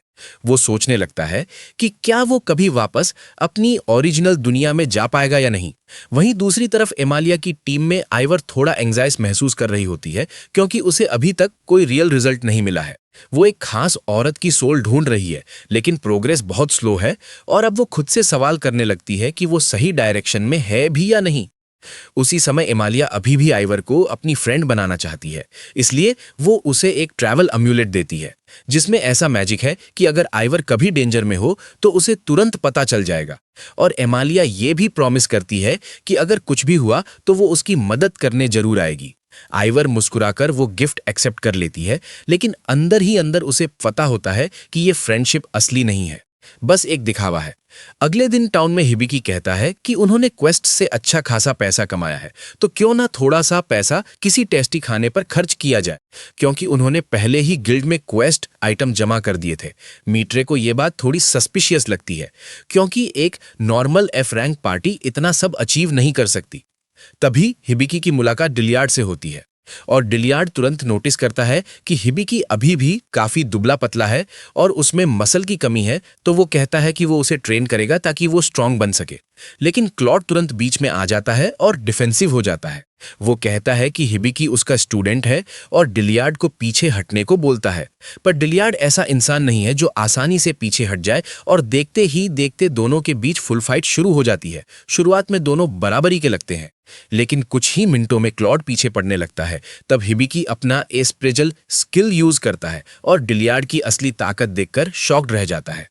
आसपास के लोग ये डेंजरस फाइट देखकर डर के मारे भागने लगते हैं, लेकिन एक ब्लॉन्ड लड़की हुड पहनकर वहीं खड़ी रहकर सब ऑब्जर्व कर रही होती है।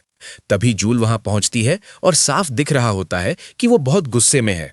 वो अपनी वाटर मैजिक से दोनों को जोर से दीवार पर पटक देती है और फाइट रोक देती है। उसी वक्त पास के एक डाइनर से एक औरत भागते हुए बाहर आती है और चिल्लाती है कि किसी थीफ ने उसका पर्स चुरा लिया है। ये सुनकर वीन तुरंत हिबिकी से पूछती है कि उसका बैग कहाँ है, और तभी हिबिकी को रियलाइज होता है कि उसका बैग गायब है, जिसमें उनका सारा पैसा था। ये बात उसे और लिलियन दोनों को बहुत बुरी लगती है, क्योंकि अब वो टेस्टी खाना नहीं खा पाएंगे जो वो प्लान कर रहे थे। जूल को शक होता है कि ये वही बैंडिट हो सकता है जिसका जिक्र गिल्ड में हुआ था, हालांकि उनके पास उसके बारे में ज्यादा जानकारी नहीं है। उन्हें बस इतना पता है कि वो बैंडिट अपनी टेल का इस्तेमाल करके चोरी करता है और ज्यादातर अमीर लोगों को टारगेट करता है। ये सुनकर वीन के दिमाग में अचानक एक आइडिया आता है और करीब 1 घंटे बाद लिलियन एक आउटडोर कैफेटेरिया में बैठी होती है। सामने हिबिकी बैठा होता है जो एक लड़की के भेष में है और सरप्राइजिंगली वो उम्मीद से भी ज्यादा अच्छा लग रहा होता है।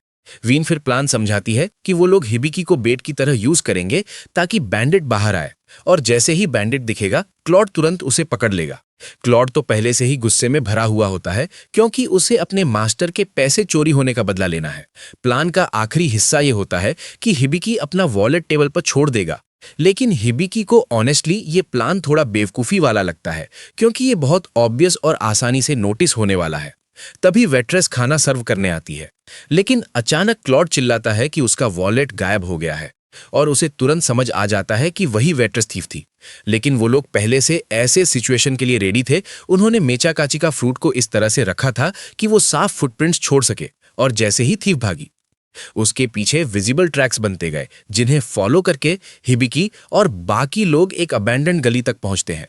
वो सोचते हैं कि ये किसी क्रिमिनल के छिपने के लिए परफेक्ट जगह है, इसलिए वो धीरे धीरे अंदर जाते हैं और जल्दी ही एक अंडरग्राउंड डाइनर डिस्कवर करते हैं जो हिडन होने के बावजूद सरप्राइजिंगली काफी अच्छी तरह बना हुआ होता है, जिससे वो और ज्यादा कॉशियस हो जाते हैं।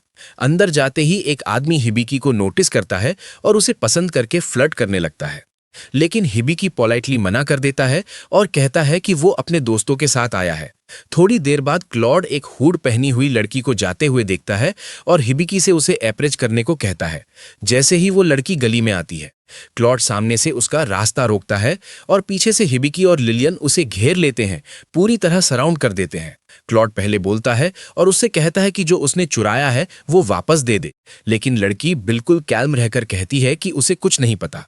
तब हिबिकी आगे बढ़कर कहता है कि एक्टिंग बंद करो, उसने उसे अप्रोच कर लिया है और उसे पता है कि वही वो बैंडिट है जिसे सब ढूंढ रहे हैं, और उसका नाम फोना है।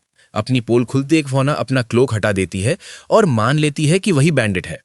वो ये भी बताती है कि उसे पता था कि उन्होंने उसे फेक पर्स से ट्रैप करने की कोशिश की, लेकिन असली पर्स तो वो पहले ही ले चुकी है। हिबिकी तुरंत चेक करता है और शॉक हो जाता है कि उसका असली वॉलेट सच में गायब है। तब उसे समझ आता है कि फोना ने जानबूझकर उन्हें यहां लाकर उनका असली पैसा चुरा लिया। इसके बाद फोना दीवार पर वार करती है जिससे लकड़ी के टुकड़े गिरकर उनका रास्ता ब्लॉक कर देते हैं और वो आराम से निकल जाती है। लेकिन आखिरी मोमेंट पर क्लॉड हिबी को धक्का देकर बचाता है और उसे फोना के पीछे जाने को कहता है। हिबिकी तुरंत उसका पीछा करता है, लेकिन एक हिडन ट्रैप में फंस जाता है और उल्टा लटक जाता है। फोना पास आकर उसे गौर से देखती है और समझ जाती है कि वो असल में लड़का है। वो थोड़ा करीब आकर उसे क्यूट कहती है और बोलती है कि वो उसकी मदद कर सकती है, लेकिन एक शर्त पर। उसे उसके लिए कुछ आइटम्स अप्रेज करने होंगे। उसे जानना है कि उसने जो चीजें चुराई हैं उनमें कौन सी असली हैं और कौन सी फेक। इसलिए वो दोनों वापस अंडरग्राउंड डाइनर में जाते हैं, जहां हिबिकी एक एक आइटम ध्यान से चेक करके असली और नकली अलग करने लगता है। लेकिन शुरुआत में फोना ज्यादा इंप्रेस नहीं होती क्योंकि उसे लगता है कि ये तो कोई भी एवरेज अप्रेजर कर सकता है। लेकिन जैसे ही हिबिकी उसके पहने हुए आर्म बैंड को अप्रेज करता है और उसमें से एक हिडन मैसेज पढ़कर सुनाता है, फोना की रिएक्शन तुरंत बदल जाती है। फोना ये सुनकर तुरंत शॉक हो जाती है और बताती है कि ये आर्म बैंड उसे उसकी सिस्टर ने मरने से पहले दिया था, लेकिन वो कभी इसमें लिखा हुआ पढ़ नहीं पाई, जबकि वो हमेशा से जानना चाहती थी कि इसमें क्या लिखा है। उसने कई अप्रेजर्स से भी मदद ली थी, लेकिन कोई भी इसे समझ नहीं पाया। और जब हिबिकी कुछ ही सेकंड्स में आराम से इसे पढ़ देता है तो वो सच में इंप्रेस हो जाती है। फिर वो हिबिकी से पूछती है कि वो कहां से आया है, और हिबिकी जवाब देता है कि वो बहुत दूर की जगह से आया है। ये सुनकर फोना उसे सलाह देती है कि वो उसकी तरह ना बन जाए और जब तक मौका है तब तक अपने घर वापस चला जाए, क्योंकि अगर देर हो गई तो शायद वो कभी लौट ही न पाए, क्योंकि हिबिकी ने अपनी साइड का प्रॉमिस पूरा कर दिया होता है। फोना उसका वॉलेट वापस कर देती है और उसकी तारीफ करते हुए कहती है कि उसके अप्रेजल्स बिल्कुल एक्यूरेट थे। जाने से पहले वो अचानक उसके करीब आती है और उसके गाल पर एक किस देकर बाय बोलती है और चली जाती है, जिससे हिबिकी पूरी तरह शॉक्ड रह जाता है क्योंकि उसने ऐसा कुछ एक्सपेक्ट ही नहीं किया था। उसी शाम हिबिकी खड़ा होता है और तान्या उसके गाल से लिपस्टिक साफ कर रही होती है।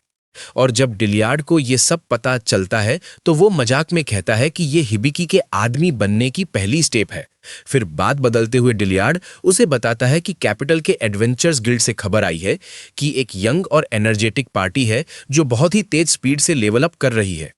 वो इतने स्किल्ड हैं कि खुद किंग ने उन्हें अनडेड को हराने का काम दिया है और वो खुद को कॉर्प्स किलर्स कहते हैं। डिलियार्ड आगे बताता है कि ये ग्रुप ईस्ट से वेस्ट की तरफ ट्रैवल कर रहा है, मतलब फ्यूचर में वो उनके देश से भी गुजर सकते हैं। उस रात हिबिकी अपने बेड पर बैठकर सोचता है कि ये दुनिया कितनी बड़ी है और उसके अंदर एक स्ट्रांग इच्छा जागती है कि वो अलग अलग जगहों पर जाकर इसे एक्सप्लोर करे। वो ये भी कहता है कि वो हर तरह के लोगों से मिलना चाहता है, खासकर किसी बहुत नॉलेजेबल इंसान से। क्लॉड बताता है कि ऐसे इंसान को सेज कहते हैं और अभी भी 3 दुनियाओं के सेजेस एक्टिव हैं जो 500 साल से रूल कर रहे हैं। लेकिन उसे समझ नहीं आता कि हिबिकी उनसे क्यों मिलना चाहता है। तब हिबिकी सच बताता है कि वो अपने ओरिजिनल वर्ल्ड में वापस जाने का तरीका ढूंढना चाहता है। ये सुनकर क्लॉड और लिलियन दोनों शॉक हो जाते हैं, क्योंकि इसका मतलब है कि एक दिन हिबिकी उन्हें हमेशा के लिए छोड़ देगा। हिबिकी उनके चेहरे देखकर समझ जाता है और समझाने की कोशिश करता है कि उसका वो मतलब नहीं था। लेकिन जैसे ही वो खुद सोचता है, उसे एहसास होता है कि सच में अगर वो वापस गया तो उन्हें छोड़ना पड़ेगा। फिर भी क्लॉड उसे दिलासा देता है और कहता है कि वो उस दिन तक उसकी प्रोटेक्शन करता रहेगा। वहीं दूसरी तरफ एमालिया अपने ग्रुप के साथ जंगल में ट्रैवल कर रही होती है और स्पिरिट से अपनी बातचीत की कहानियां सुनाती है। वो ये भी बताती है कि एक बार ऐसा हुआ था जब किसी स्पिरिट ने पहले उससे बात की थी। ये सुनकर आइवर इंटरेस्टेड हो जाती है और पूछती है कि ये कहाँ हुआ था। एमालिया बताती है कि वो रोवेल के जंगल में हुआ था। ये सुनते ही आइवर अचानक एक बहाना बनाती है और कहती है कि उसे एक जरूरी काम याद आ गया है, इसलिए यहीं से उन्हें अलग होना पड़ेगा और वो मुड़कर चली जाती है, जिससे एमालिया पूरी तरह शॉक्ड रह जाती है। जाते जाते आइवर सोचती है कि अगर एमालिया ने जो आवाज सुनी थी वो स्पिरिट नहीं थी, तो वो शायद उसी औरत की सोल है जिसे वो इतने समय से ढूंढ रही है। लेकिन फिर भी रोवेल वापस जाने का ख्याल उसे फ्रस्ट्रेट करता है, क्योंकि वहीं से उसकी जर्नी शुरू हुई थी। कुछ देर बाद आइवर का मैजिक मिरर उसे बता देता है कि वो ऑफिशियली रोवेल पहुंच चुकी है। ये सुनते ही वो तुरंत उन लोगों की लिस्ट याद करने लगती है जिनसे उसे अभी भी डील करना है। उसके लिस्ट में अगला नाम क्लॉड का है, और क्योंकि उसे याद है कि पहले क्लॉड अपने लिम्स खो चुका था, वो सोचती है कि उसे हैंडल करना तो इजी ही होगा। उधर दूसरी तरफ हिबिकी अपने क्रू के साथ एक डाइनर में बैठा होता है। सब लोग खाना खा रहे होते हैं। तभी क्लॉड हिबिकी को बताता है कि अगर वो सच में सेजेस से मिलना चाहता है तो उन्हें टेराडिनास नाम के शहर तक ट्रैवल करना पड़ेगा। हिबिकी ने पहले कभी टेराडिनास का नाम नहीं सुना होता, तो वो तुरंत पूछता है कि ये जगह है कहाँ। तभी अचानक वीन सामने आकर बताती है कि वहां पहुंचने के लिए उन्हें पहले डंजन क्रॉस करना पड़ेगा, और वो ये भी ऐड करती है कि नॉर्दर्न फॉरेस्ट से जाना यूजुअली फास्टेस्ट रूट माना जाता है। अब हिबिकी को ये भी नहीं पता कि डंजन होता क्या है, तो क्लॉड समझाता है कि डंजन एक बेहद डेंजरस जगह होती है जहां हर तरह के मॉन्स्टर्स और डेडली थ्रेट्स भरे होते हैं, और अगर उन्हें इसे सक्सेसफुली क्लियर करना है तो पहले उन्हें बहुत हार्ड ट्रेनिंग करनी पड़ेगी। ये सुनकर हिबिकी बस आंखें घुमा देता है, क्योंकि उसे पता है कि इसका मतलब है उसके लिए बहुत सारा टफ वर्क इंतजार कर रहा है। तभी लिलियन अपना खाना खत्म करके अचानक खड़ी होती है, सबको पोलाइटली थैंक्स बोलती है और बिना कुछ और कहे क्वाइटली वहां से चली जाती है। डिलियार्ड ये नोटिस करता है और हिबिकी के पास आकर पूछता है कि ये अजीब सा मोमेंट क्या था। तब हिबिकी बताता है कि उसका और लिलियन का हाल ही में थोड़ा रफ पैच चल रहा है। ये सुनते ही डिलियार्ड का तुरंत सॉल्यूशन होता है कि सबको बाहर ले जाकर ट्रेनिंग शुरू करवाई जाए। हिबिकी और वीन तो ऑलरेडी घर जाने के बारे में सोच रहे होते हैं, लेकिन क्लॉड उन्हें समझाता है कि अगर वो नॉर्दर्न डंजन से जाने वाले हैं तो ट्रेनिंग करना एक्चुअली बहुत स्मार्ट और जरूरी आइडिया है। हालांकि क्लॉड इस बात पर डिलियार्ड से एग्री करता है, फिर भी साफ दिखता है कि दोनों के बीच पर्सनल डिफरेंसेस हैं और वो पूरी तरह एक दूसरे से बनाकर नहीं रखते। थोड़ी ही देर में सब ट्रेनिंग शुरू कर देते हैं। हिबिकी की एथलेटिक एबिलिटी इतनी खराब होती है कि देखना भी मुश्किल हो जाता है। वो हर एक्सरसाइज में स्ट्रगल करता है और लगभग हर बार फेल हो जाता है। वहीं लिलियन ऊपर से ये देख रही होती है। वो देखती है कि हिबिकी कितनी मेहनत कर रहा है, सिर्फ इस उम्मीद में कि वो एक दिन अपने वर्ल्ड में वापस जा सके, और ये सोचकर ही उसका दिल उदास हो जाता है। तभी थोड़ी देर बाद तान्या वहां आती है और उसे कंफर्ट करती है। शाम होते होते हिबिकी में थोड़ा सा प्रोग्रेस दिखने लगता है। आर्चरी प्रैक्टिस के दौरान वो पहली बार टारगेट के काफी करीब पहुंच जाता है। लेकिन सेशन के एंड तक वो पूरी तरह थककर जमीन पर गिर जाता है। क्लॉड सोचता है कि इतनी मेहनत के बाद हिबिकी जरूर स्ट्रॉन्गर हुआ होगा, लेकिन जब हिबिकी अपने स्टैट्स चेक करता है तो उसे पता चलता है कि कुछ भी चेंज नहीं हुआ है। ये देखकर क्लॉड और डिलियार्ड के बीच तुरंत बहस शुरू हो जाती है कि हिबिकी को स्ट्रांग बनाने का सही तरीका क्या है। क्लॉड मानता है कि प्रॉपर डिसिप्लिन और स्ट्रक्चर्ड कॉम्बैट ट्रेनिंग ही सॉल्यूशन है, जबकि डिलियार्ड कहता है कि रॉ एक्सपीरियंस और टफ फिजिकल कंडीशनिंग ज्यादा इफेक्टिव होगी। लेकिन इससे पहले कि बात और बढ़े, अचानक जूल कहीं से प्रकट होती है और अपनी आइस मैजिक से दोनों को वहीं फ्रीज कर देती है और पूरा सिचुएशन इंस्टेंटली शांत हो जाता है।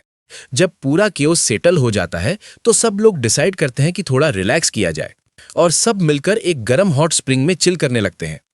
पानी में बैठे बैठे हिबिकी नोटिस करता है कि क्लॉड का चेहरा थोड़ा डिस्टेंट लग रहा है, जैसे वो कहीं खोया हुआ हो। तो क्यूरियोसिटी में वो पूछ लेता है कि क्या हुआ। क्लॉड धीरे से बताता है कि उसे ऐसे पीसफुली रिलैक्स किए हुए बहुत लंबा समय हो गया है। ये सुनकर हिबिकी मौका लेकर उससे पूछता है कि वो कहाँ से आया है और क्या उसके होम टाउन में उसके कोई दोस्त थे। क्लॉड थोड़ा खुलता है और बताता है कि वो बिस्ट्रोनिया किंगडम की कैपिटल में रहता था, लेकिन वो शहर बहुत पहले डिस्ट्रॉय हो गया था और उसके सारे दोस्त भी उसी के साथ खो गए। फिर भी क्लॉड कहता है कि वो सब बहुत पुरानी बात है और अब उस पर सोचने का कोई फायदा नहीं। अभी उसके लिए सबसे इंपॉर्टेंट है हिबिकी के साथ रहना।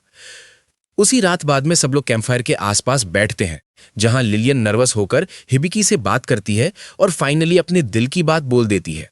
वो कहती है कि वो नहीं चाहती कि हिबिकी उसे छोड़कर जाए, लेकिन क्योंकि वो उसकी बहुत केयर करती है, वो ये भी चाहती है कि वो वही करे जो उसके लिए सही हो और अपने दिल की राह चुने। हिबिकी समझ जाता है कि उसके अपने वर्ल्ड में वापस जाने का ख्याल लिलियन को अंदर से हर्ट कर रहा है, तो वो उससे सॉरी बोलता है। लेकिन लिलियन तुरंत मना कर देती है और कहती है कि शायद वो ही सेल्फिश है जो उसे रोकना चाहती है। इसके बाद वो हिबिकी के पास जाकर उसे एक ड्रिंक देती है जो उसने स्पेशली उसके लिए बनाई होती है। हिबिकी जैसे ही उसे टेस्ट करता है, वो इंस्टेंटली सरप्राइज हो जाता है कि वो कितनी टेस्टी है और उसे एंजॉय करता देख लिलियन के चेहरे पर खुशी आ जाती है। वहीं दूसरी तरफ एमेलिया अपने फैमिली मैंशन वापस पहुंच चुकी होती है। नहाने के बाद मेड्स उसके लिए एक एलिगेंट ड्रेस लेकर आती हैं और बताती हैं कि उसके फादर आज रात एक पार्टी होस्ट कर रहे हैं और उन्हें एक्सपेक्ट है कि वो भी आए। ये सुनते ही एमेलिया क्लियरली इरिटेट हो जाती है। उसे उम्मीद थी कि उसके फादर ने उसे किसी और इम्पोर्टेंट रीजन से बुलाया होगा, ना कि सिर्फ पार्टी के लिए। उसी वक्त जंगल के अंदर आइवर आराम से एक ट्री स्टंप पर बैठी होती है और महसूस करती है कि हिबिकी और उसकी टीम फाइनली वहां पहुंच गए हैं। हिबिकी नोटिस करता है कि उनका आखिरी टारगेट सिर्फ सिल्वर रूबी वुल्फ बचा है, तो वो अपनी वर्ल्ड मैप स्किल यूज करके एरिया चेक करता है, लेकिन वहां कुछ भी डिटेक्ट नहीं होता। तभी अचानक क्लॉड को कुछ महसूस होता है और वो अपना स्पीयर आगे कर देता है, लेकिन सामने आइवर खड़ी होती है जो खुद को एक क्लमसी ई रैंक एडवेंचरर बताती है जो जंगल में खो गई है। हिबिकी देखता है कि वो बस एक लड़की है, तो वो तुरंत क्लॉड को वेपन नीचे करने को कहता है, लेकिन फिर भी वो कंफ्यूज रहता है कि जब उसका वर्ल्ड मैप कुछ दिखा ही नहीं रहा था तो ये यहाँ कैसे है। सेफ रहने के लिए वो उसे एप्रेज करने का फैसला करता है, लेकिन आइवर को पहले ही अंदाजा हो जाता है और वो अपनी सारी पावरफुल स्टैट्स छुपा लेती है। इसलिए हिबिकी को सिर्फ उसके लो लेवल स्टैट्स दिखते हैं और वो मान लेता है कि उसमें कुछ सस्पिशियस नहीं है। फिर आइवर क्लॉड के आर्म को पकड़कर ऐसे बिहेव करती है जैसे वो इम्प्रेस्ड हो कि वो एक बीस्टमैन है, लेकिन असल में वो चुपके से उसके आर्म को इंस्पेक्ट कर रही होती है और ये देखकर शॉक हो जाती है कि उसका आर्म अभी भी जुड़ा हुआ है, क्योंकि उसे पूरा यकीन था कि उसने पहले उसे काट दिया था। इस बात को से साइड में रखते हुए आइवर बताती है कि वो सिल्वर रूबी वुल्फ से भागते हुए यहां खो गई थी। हिबिकी तुरंत पूछता है कि वो कहां है, तो वो कहती है कि वो जंगल के और अंदर है। ये इन्फो देने के बाद वो ऑपोजिट डायरेक्शन में खुशी खुशी बाय बोलते हुए चली जाती है। हिबिकी और बाकी सब अभी भी उस अजीब एनकाउंटर से कंफ्यूज होते हैं, लेकिन जब हिबिकी फिर से अपना वर्ल्ड मैप चेक करता है तो अब उसमें सिल्वर रूबी वुल्फ की एग्जैक्ट लोकेशन दिखने लगती है और ज्यादा देर नहीं लगती कि वो सब मिलकर उस बीस्ट को कॉर्नर कर लेते हैं। लेकिन अटैक करने से पहले सापो हिबिकी को एडवाइस करती है कि वो एक बार फिर अपनी वर्ल्ड मैप स्किल यूज करे। जैसे ही हिबिकी ने फिर से अपनी वर्ल्ड मैप स्किल यूज की, वो शॉक हो गया ये देखकर कि वहां सिर्फ एक नहीं बल्कि कई सारे सिल्वर रूबी वुल्फ मौजूद थे।